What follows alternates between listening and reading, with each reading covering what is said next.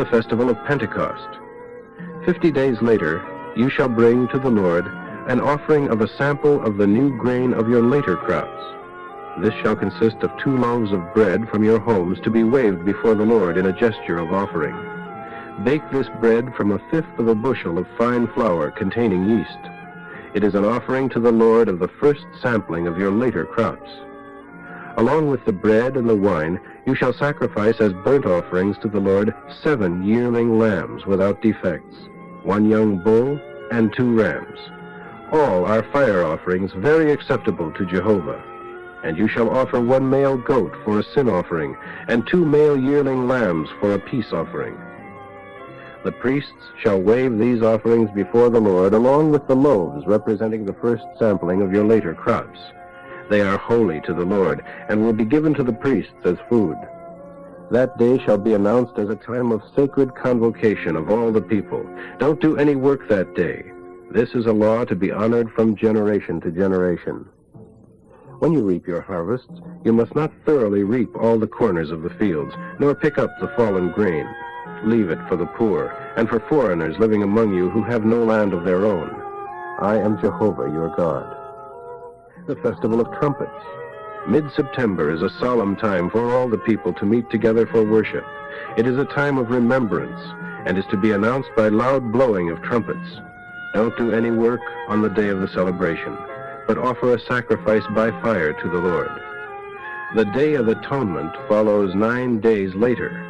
All the people are to come together before the Lord, saddened by their sin, and they shall offer sacrifices by fire to the Lord. Don't do any work that day, for it is a special day for making atonement before the Lord your God. Anyone who does not spend the day in repentance and sorrow for sin shall be excommunicated from his people. And I will put to death anyone who does any kind of work that day. This is a law of Israel from generation to generation. For this is a Sabbath of solemn rest, and in it you shall humble your souls and be filled with remorse. This time for atonement begins on the previous evening and goes on until the next evening. The Festival of Tabernacles. 5 days later, on the last day of September, is the Festival of Shelters, to be celebrated before the Lord for 7 days. On the first day there will be a sacred assembly of all the people. Don't do any hard work that day. On each of the 7 days of the festival, you are to sacrifice an offering by fire to the Lord. The 8th day requires another sacred convocation of all the people, at which time there will again be an offering by fire to the Lord. It is a joyous celebration, and no heavy work is permitted.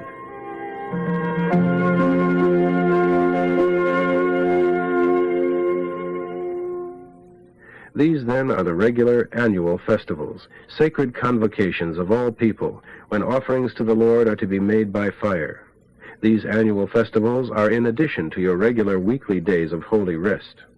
The sacrifices made during the festivals are to be in addition to your regular giving and normal fulfillment of your vows.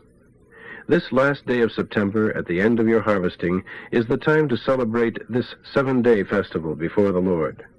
Remember that the first and last days of the festival are days of solemn rest. On the first day, take boughs of fruit trees laden with fruit, and palm fronds, and the boughs of leafy trees, such as willows that grow by the brooks, and build shelters with them, rejoicing before the Lord your God for 7 days. This 7-day annual feast is a law from generation to generation. During those 7 days, all of you who are native Israelites are to live in these shelters. The purpose of this is to remind the people of Israel, generation after generation, that I rescued you from Egypt and caused you to live in shelters. I am Jehovah, your God. So Moses announced these annual festivals of the Lord to the people of Israel. Chapter 24. The Lord said to Moses, "Tell the people of Israel to bring you pure olive oil for an eternal flame in the lampstand of pure gold which stands outside the veil that secludes the Holy of Holies. Each morning and evening Aaron shall supply it with fresh oil and trim the wicks. It will be an eternal flame before the Lord from generation to generation. Every Sabbath day the high priest shall place 12 loaves of bread in 2 rows upon the golden table that stands before the Lord. These loaves shall be baked from finely ground flour, using 1/5 of a bushel for each. Pure frankincense shall be sprinkled along each row. This will be a memorial offering made by fire to the Lord, in memory of his everlasting covenant with the people of Israel. The bread shall be eaten by Aaron and his sons, in a place set apart for the purpose. For these are offerings made by fire to the Lord, under a permanent law of God, and are most holy. Out in the camp one day, a young man whose mother was an Israelite and whose father was an Egyptian got into a fight with one of the men of Israel. During the fight, the Egyptian man's son cursed God and was brought to Moses for judgment. His mother's name was Shelomith, daughter of Dibri of the tribe of Dan. He was put in jail until the Lord would indicate what to do with him. And the Lord said to Moses, "Take him outside the camp and tell all who heard him to lay their hands upon his head. Then all the people are to execute him by stoning. And tell the people of Israel that anyone who curses his God must pay the penalty. He must die. All the congregation shall stone him. This law applies to the foreigner as well as to the Israelite who blasphemes the name of Jehovah. He must die. Also all murderers must be executed. Anyone who kills an animal that isn't his shall replace it. The penalty for injuring someone is to be injured in exactly the same way, fracture for fracture, eye for eye, tooth for tooth. Whatever anyone does to another shall be done to him. To repeat, whoever kills an animal must replace it, and whoever kills a man must die. You shall have the same law for the foreigner as for the home-born citizen, for I am Jehovah your God." So they took the youth out of the camp and stoned him until he died, as Jehovah had commanded Moses. Chapter 25. While Moses was on Mount Sinai, the Lord gave him these instructions for the people of Israel. "When you come into the land I am going to give you, you must let the land rest before the Lord every 7th year. For 6 years you may sow your field, and prune your vineyards, and harvest your crops. But during the 7th year the land is to lie fallow before the Lord, uncultivated. Don't sow your crops, and don't prune your vineyards during that entire year. Don't even reap for yourself the volunteer crops that come up. And don't gather the grapes for yourself, for it is a year of rest for the land. Any crops that do grow that year shall be free to all, for you, your servants, your slaves, and any foreigners living among you. Cattle and wild animals alike shall be allowed to graze there.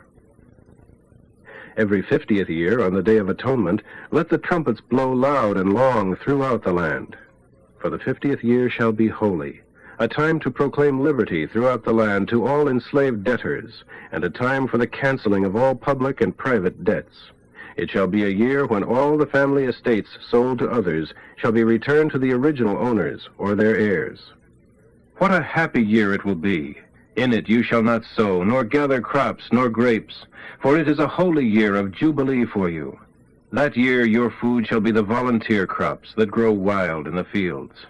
Yes, during the year of jubilee everyone shall return home to his original family possession. If he has sold it, it shall be his again. Because of this, if the land is sold or bought during the preceding 49 years, a fair price shall be arrived at by counting the number of years until the jubilee. If the jubilee is many years away, the price will be high. If few years, the price will be low. For what you are really doing is selling the number of crops the new owner will get from the land before it is returned to you. You must fear your God and not overcharge, for I am Jehovah. Obey my laws if you want to live safely in the land. When you obey, the land will yield bumper crops, and you can eat your fill in safety. But you will ask, what shall we eat the 7th year, since we are not allowed to plant or harvest crops that year? The answer is, I will bless you with bumper crops the 6th year that will last you until the crops of the 8th year are harvested. And remember, the land is mine, so you may not sell it permanently. You are merely my tenants and sharecroppers. In every contract of sale, there must be a stipulation that the land can be redeemed at any time by the seller. If anyone becomes poor and sells some of his land, then his nearest relatives may redeem it. If there is no one else to redeem it, and he himself gets together enough money, then he may always buy it back at a price proportionate to the number of harvests until the Jubilee, and the owner must accept the money and return the land to him. But if the original owner is not able to redeem it, then it shall belong to the new owner until the year of Jubilee, but at the Jubilee year it must be returned again. If a man sells a house in the city, he has up to 1 year to redeem it, with full right of redemption during that time.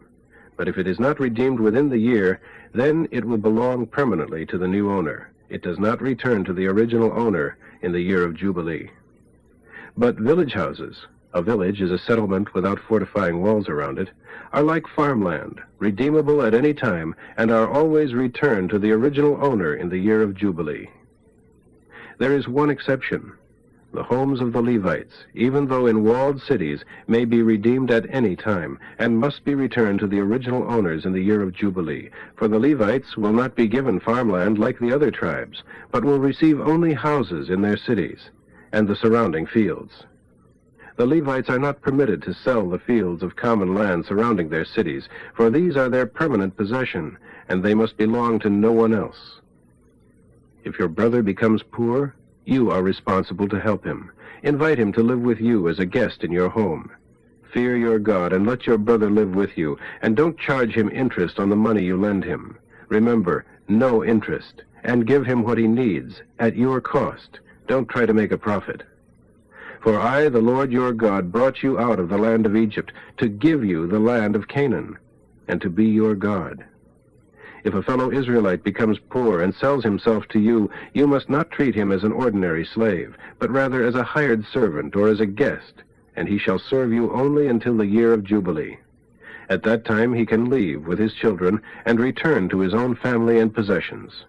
For I brought you from the land of Egypt, and you are my servants, so you may not be sold as ordinary slaves, or treated harshly. Fear your God. However, you may purchase slaves from the foreign nations living around you, and you may purchase the children of the foreigners living among you, even though they have been born in your land. They will be permanent slaves for you to pass on to your children after you. But your brothers, the people of Israel, shall not be treated so. If a foreigner living among you becomes rich, and an Israelite becomes poor and sells himself to the foreigner or to the foreigner's family, he may be redeemed by one of his brothers, his uncle, nephew, or anyone else who is a near relative. He may also redeem himself if he can find the money. The price of his freedom shall be in proportion to the number of years left before the year of Jubilee, whatever it would cost to hire a servant for that number of years. If there are still many years until the Jubilee, he shall pay almost the amount he received when he sold himself. If the years have passed and only a few remain until the Jubilee, then he will repay only a small part of the amount he received when he sold himself. If he sells himself to a foreigner, the foreigner must treat him as a hired servant rather than as a slave or as property.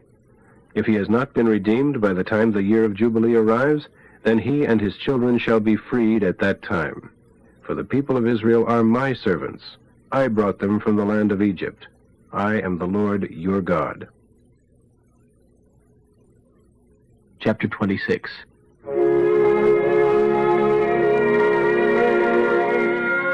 You must have no idols. You must never worship carved images, obelisks, or shaped stones. For I am the Lord your God.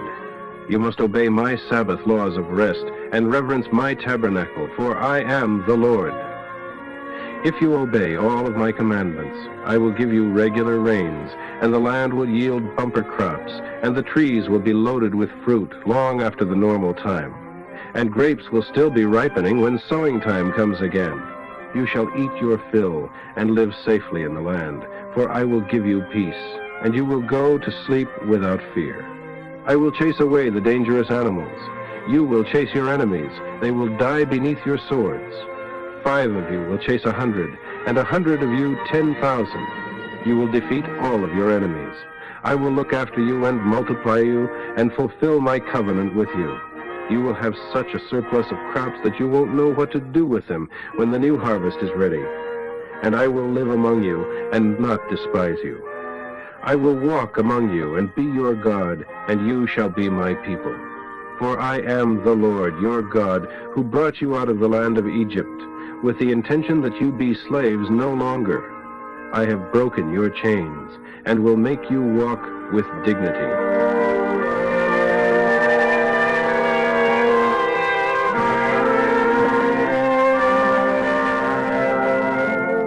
But if you will not listen to me, or obey me, but reject my laws, this is what I will do to you. I will punish you with sudden terrors and panic, and with tuberculosis and burning fever. Your eyes shall be consumed, and your life shall ebb away. You will sow your crops in vain, for your enemies will eat them. I will set my face against you, and you will flee before your attackers. Those who hate you will rule you. You will even run when no one is chasing you. And if you still disobey me, I will punish you 7 times more severely for your sins. I will break your proud power and make your heavens as iron and your earth as bronze. Your strength shall be spent in vain, for your land shall not yield its crops, nor your trees their fruit.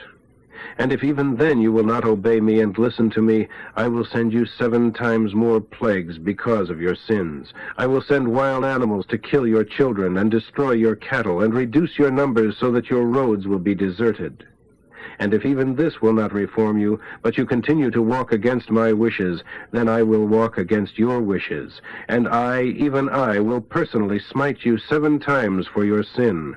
I will revenge the breaking of my covenant by bringing war against you. You will flee to your cities, and I will send a plague among you there, and you will be conquered by your enemies. I will destroy your food supply so that 1 oven will be large enough to bake all the bread available for 10 entire families, and you will still be hungry after your pittance has been doled out to you. And if you still won't listen to me or obey me, then I will let loose my great anger and send you 7 times greater punishment for your sins. You shall eat your own sons and daughters, and I will destroy the altars on the hills where you worship your idols, and I will cut down your incense altars, leaving your dead bodies to rot among your idols, and I will abhor you. I will make your cities desolate, and destroy your places of worship, and will not respond to your incense offerings. Yes, I will desolate your land. Your enemies shall live in it, utterly amazed at what I have done to you. I will scatter you out among the nations, destroying you with war as you go. Your land shall be desolate and your cities destroyed. Then, at last, the land will rest and make up for the many years you refuse to let it lie idle, for it will lie desolate all the years that you are captives in enemy lands. Yes, then the land will rest and enjoy its Sabbaths. It will make up for the rest you didn't give it every 7th year when you lived upon it. And for those who are left alive, I will cause them to be dragged away to distant lands as prisoners of war and slaves. There they will live in constant fear.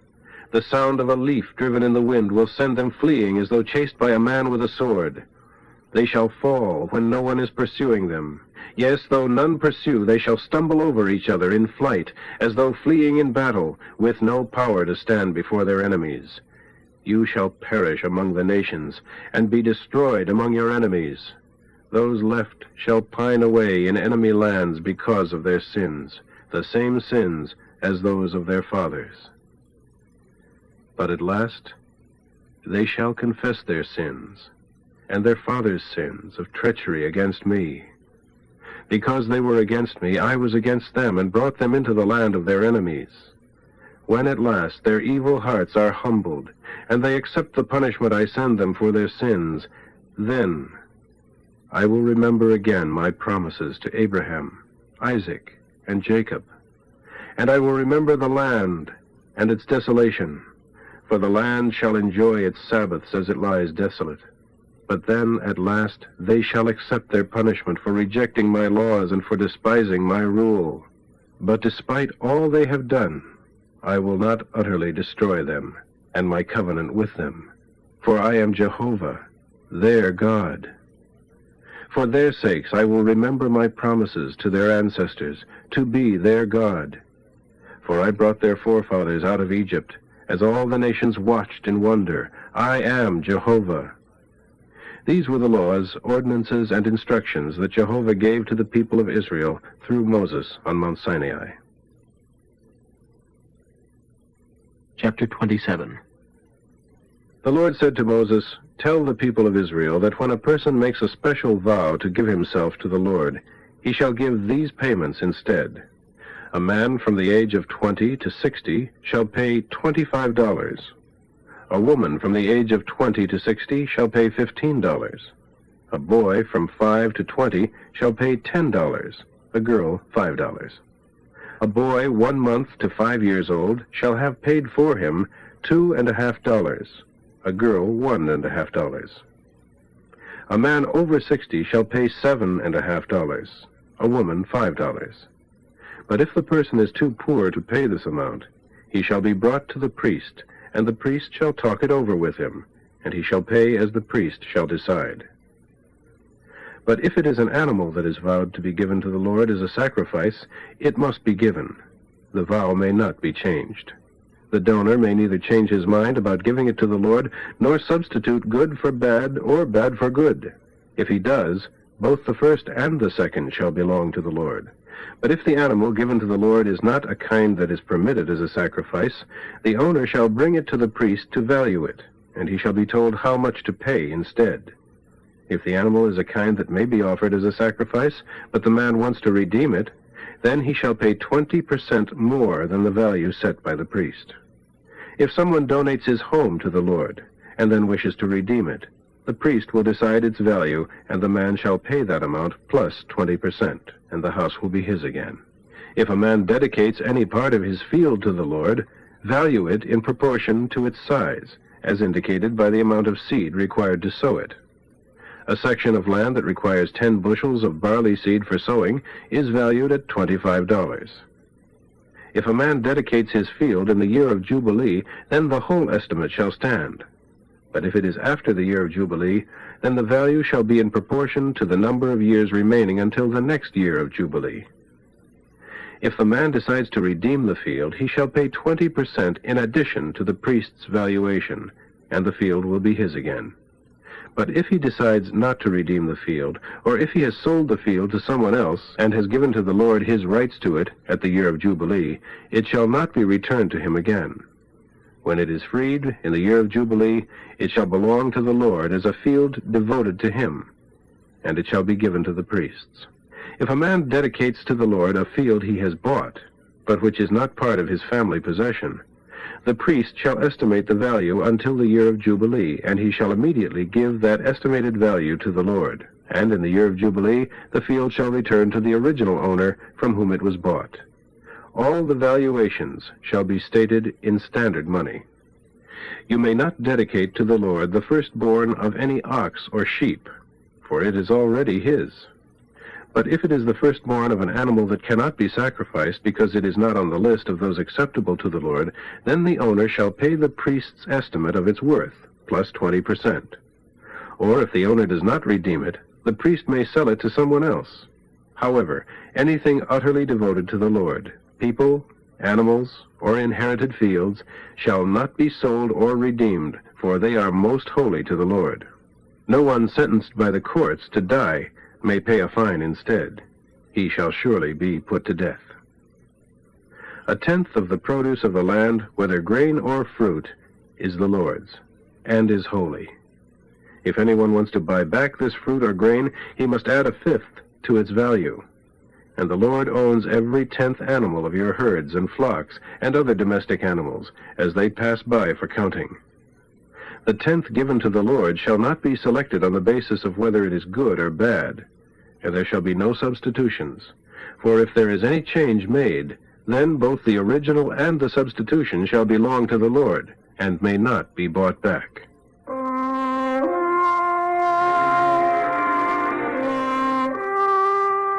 These are the commandments the Lord gave to Moses for the people of Israel on Mount Sinai.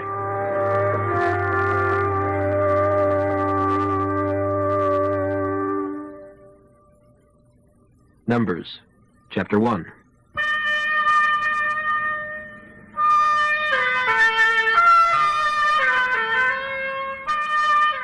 It was on the 15th day of April of the 2nd year after the Israelis left Egypt that the Lord issued the following instructions to Moses. He was in the tabernacle at the camp of Israel on the Sinai Peninsula at the time.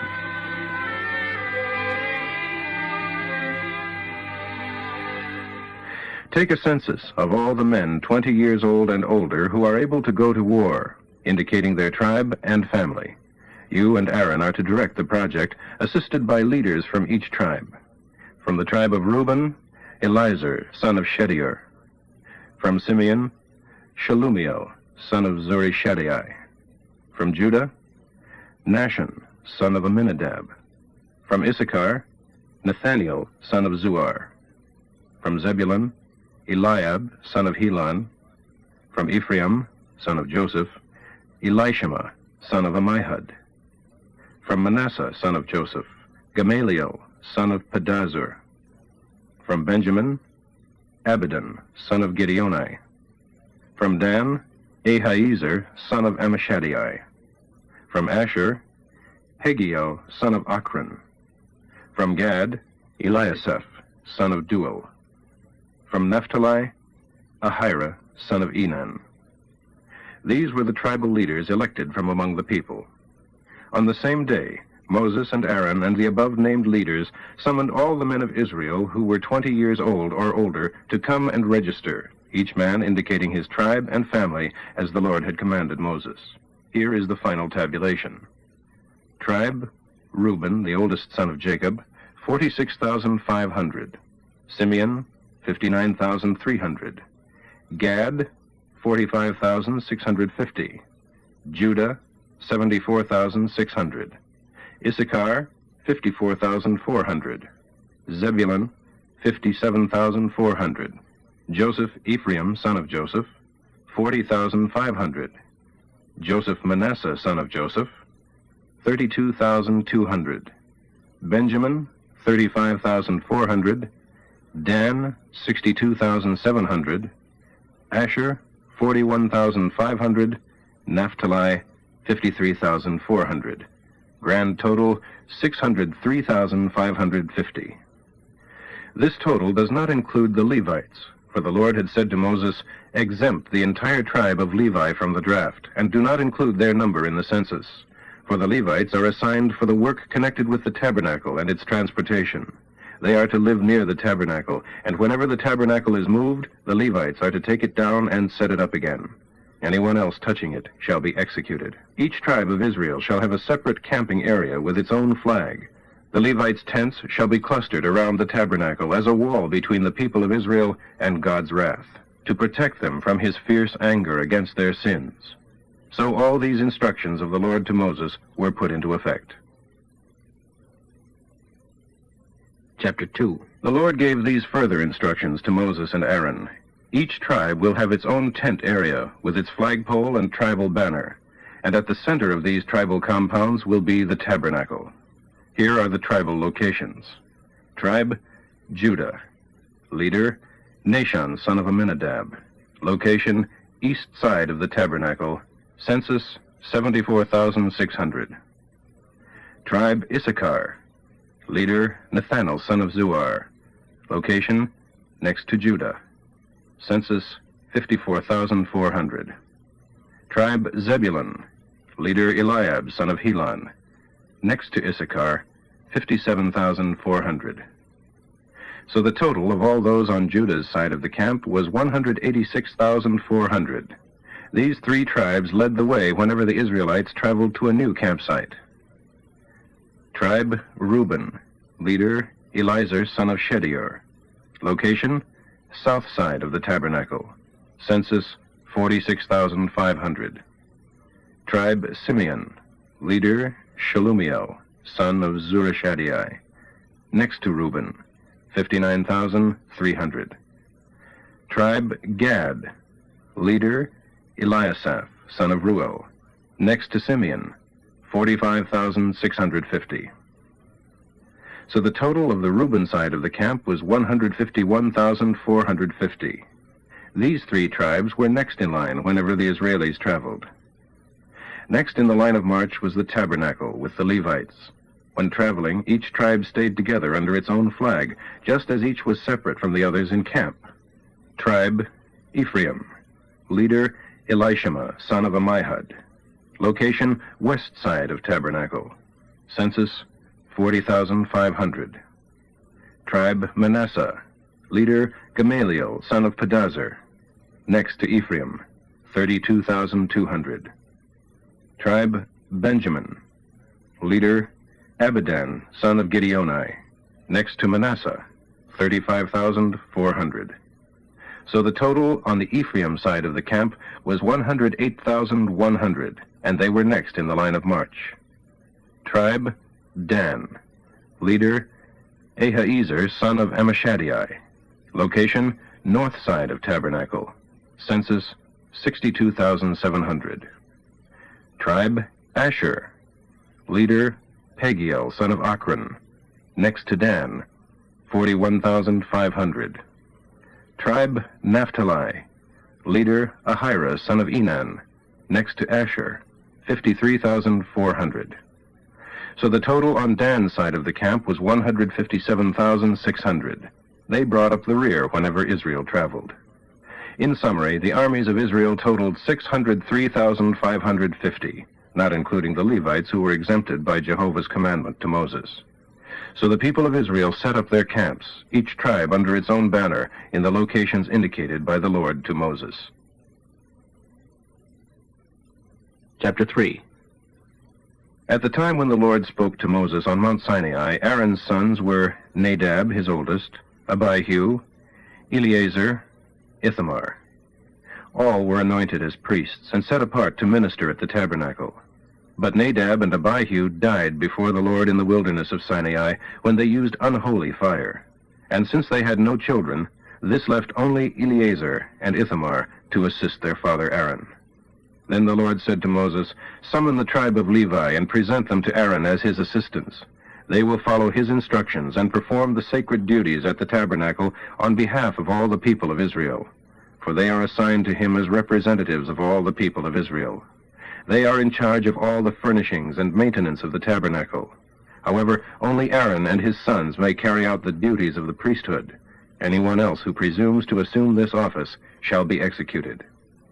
And the Lord said to Moses, "I have accepted the Levites in substitution for all the oldest sons of the people of Israel. The Levites are mine in exchange for all the oldest sons. From the day I killed all the oldest sons of the Egyptians, I took for myself all the firstborn in Israel, of both men and animals. They are mine. I am Jehovah." The Lord now spoke again to Moses at the Sinai Peninsula, telling him, "Take a census of the tribe of Levi, indicating each person's clan. Count every male down to 1 month old." So Moses did. Levi's son Gershon, Levi's grandsons, clan names Libni, Shimei.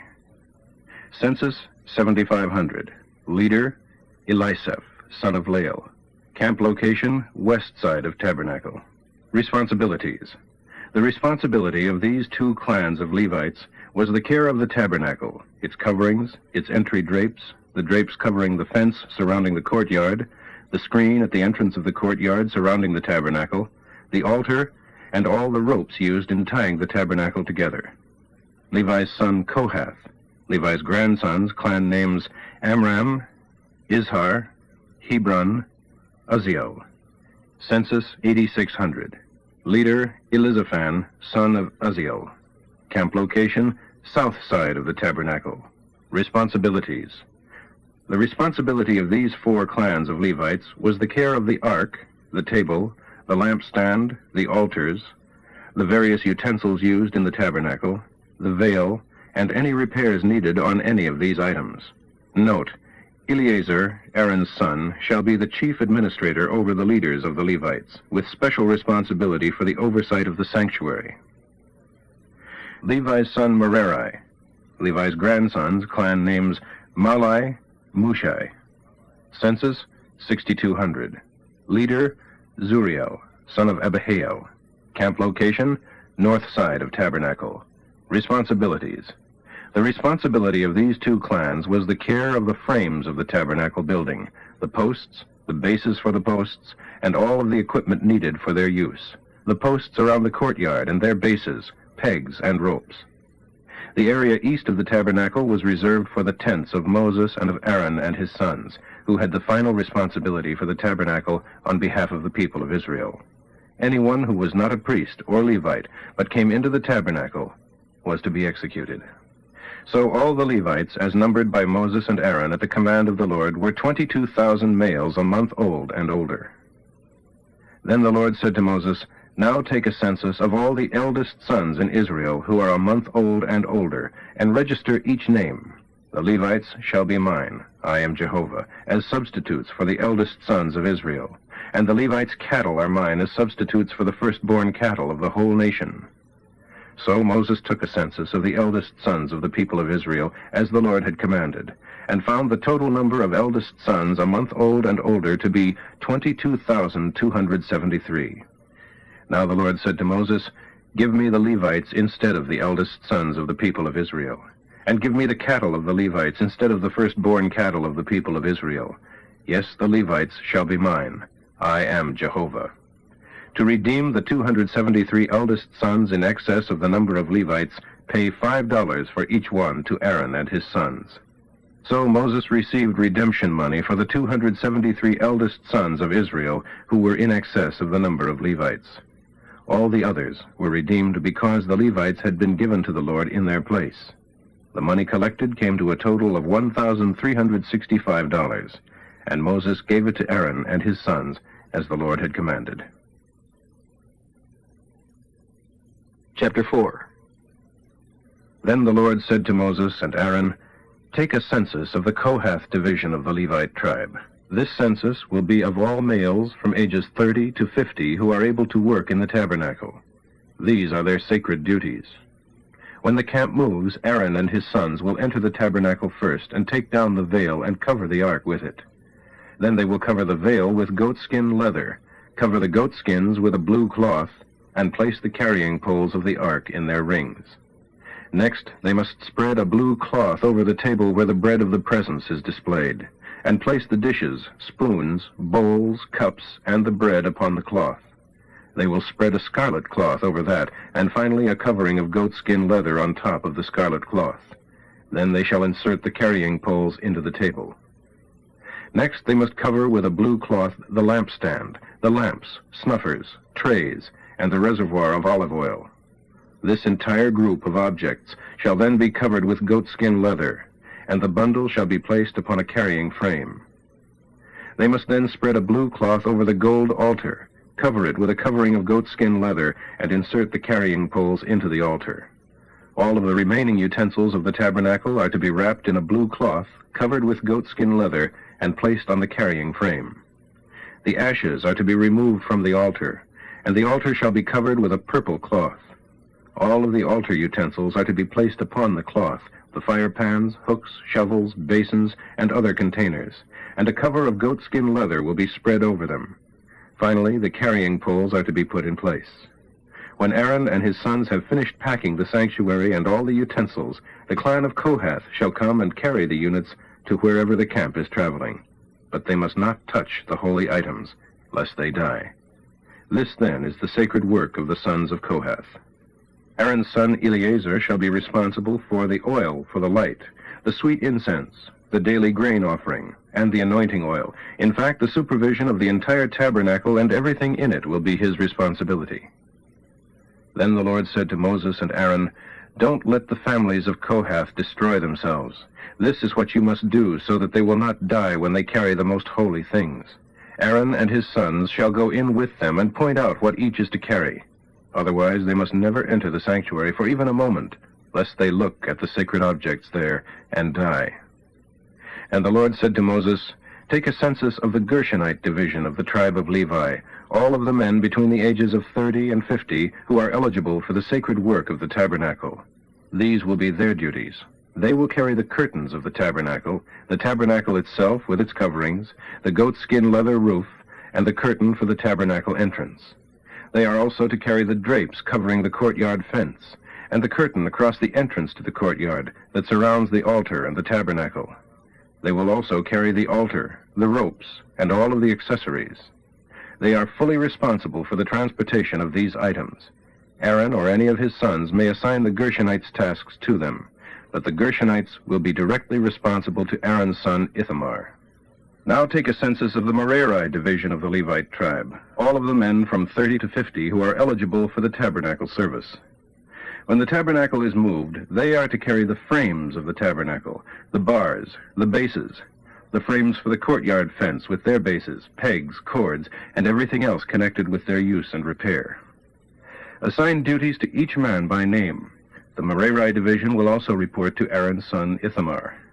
So Moses and Aaron and the other leaders took a census of the Kohath division, including all of the men 30 to 50 years of age who were eligible for the tabernacle service, and found that the total number was 2,750. All this was done to carry out the Lord's instructions to Moses. A similar census of the Gershon division totaled 2,630, and of the Merari division, 3,200.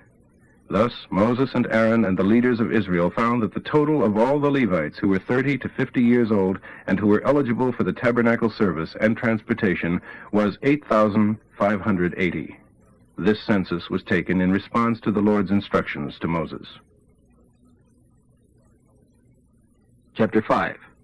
These are further instructions from the Lord to Moses. Inform the people of Israel that they must expel all lepers from the camp, and all who have open sores, or who have been defiled by touching a dead person. This applies to men and women alike. Remove them so that they will not defile the camp where I live among you. These instructions were put into effect. Then the Lord said to Moses, Tell the people of Israel that when anyone, man or woman, betrays the Lord by betraying a trust, it is sin. He must confess his sin and make full repayment for what he has stolen, adding 20%, and returning it to the person he took it from. But if the person he wronged is dead, and there is no near relative to whom the payment can be made, it must be given to the priest, along with a lamb for atonement. When the people of Israel bring a gift to the Lord, it shall go to the priests. And the Lord said to Moses, Tell the people of Israel that if a man's wife commits adultery, but there is no proof, there being no witness, and he is jealous and suspicious, the man shall bring his wife to the priest with an offering for her of 1/10 of a bushel of barley meal without oil or frankincense mingled with it, for it is a suspicion offering, to bring out the truth as to whether or not she is guilty.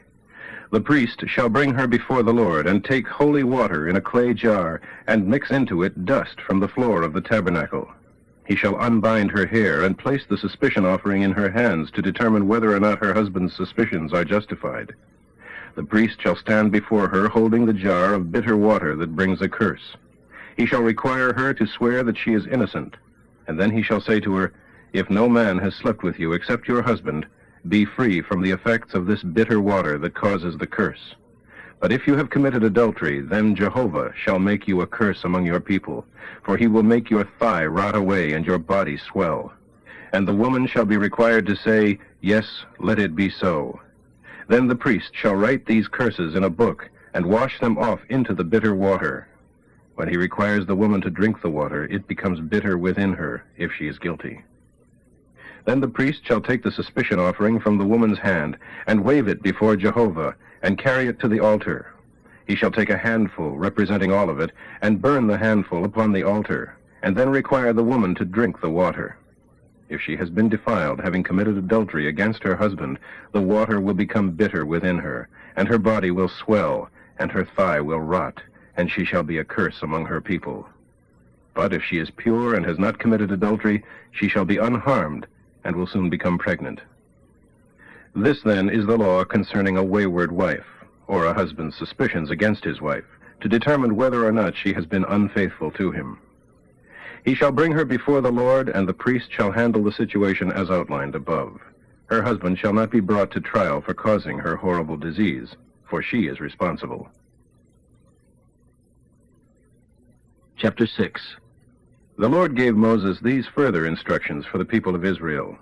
When either a man or a woman takes the special vow of a Nazirite, consecrating himself to the Lord in a special way, he must not thereafter, during the entire period of his special consecration to the Lord, taste strong drink, or wine, or even fresh wine, grape juice, grapes, or raisins. He may eat nothing that comes from grapevines, not even the seeds or skins. Throughout that time he must never cut his hair, for he is holy and consecrated to the Lord. That is why he must let his hair grow.